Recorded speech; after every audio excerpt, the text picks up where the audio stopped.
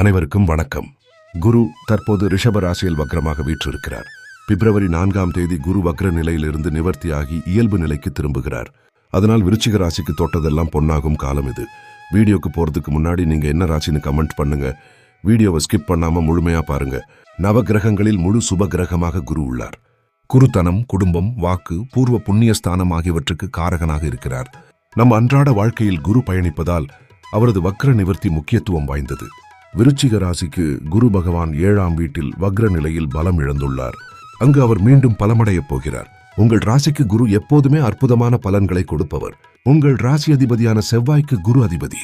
2, 5ஆம் வீடுகளுக்கு அதிபதியான குரு 7ஆம் வீட்டில் பலம் இழந்திருப்பதால் நிறைய பிரச்சனைகளை எதிர்கொண்டிருப்பீர்கள். இந்த காலத்தில் திருமணத்துக்கான முயற்சிகளில் தீவிரமாக ஈடுபட்டால் அதில் வெற்றி கிடைக்கும். காதல் உறவு வெற்றிகரமாக திருமணத்தில் முடியும். குடும்பத்தில் இருந்த மனகசப்புகள் நீங்கி மகிழ்ச்சி பொங்கும். பூர்வீக சொத்தில் இருந்த தடைகள் நீங்கும். நிலம், வீடு சம்பந்தப்பட்ட வழக்குகளில் உங்களுக்கு சாதகமான தீர்ப்புகள் கிடைக்கும். இதே காலத்தில் உங்கள் ராசியில் அர்த்தாஷ்டம சனியின் ஆதிக்கமும் அதிகமாக உள்ளது. அதனால் பொருளாதாரம், ஆரோக்கியம் எல்லாவற்றிலும் கடுமையான பின்னடைவு ஏற்பட்டிருக்கும். தற்போது குரு பலமடைவதால் உங்களின் பிரச்சனைகள் தீரப்போகின்றன. இந்த காலம் உங்களுக்கு பொற்காலம். பணவரவு திருப்தியாக இருக்கும். திருமணம் ஆகாதவர்களுக்கு அந்த தடைகள் நீங்கி திருமணம் நடைபெறும். குரு பகவான் பார்வை உங்கள் சொந்த ராசியின் மீதே விழுகிறது. அதனால் அர்த்தாஷ்டம சனியின் ஆதிக்கம் குறையும். தேக ஆரோக்கியத்தில் முன்னேற்றம் இருக்கும். குரு பார்வை 3ஆம் இடத்தில் விழுவதால் சகோதரர், பங்காளி வழியில் ஆதாயம் ஏற்படும். முக்கியமாக லாப வீட்டில் குரு பார்வை விழுகிறது. பணம் பற்றிய கவலையால் மனம் மிகுந்த வேதனையில் இருக்கும்.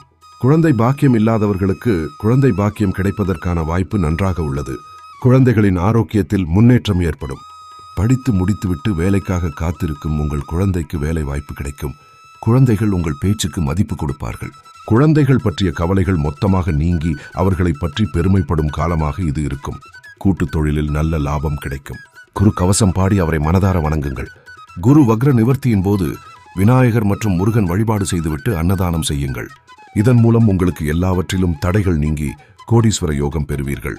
மேலும் இது போன்ற தகவல்களுக்கு நம்ம சேனலை சப்ஸ்கிரைப் செய்யவும்.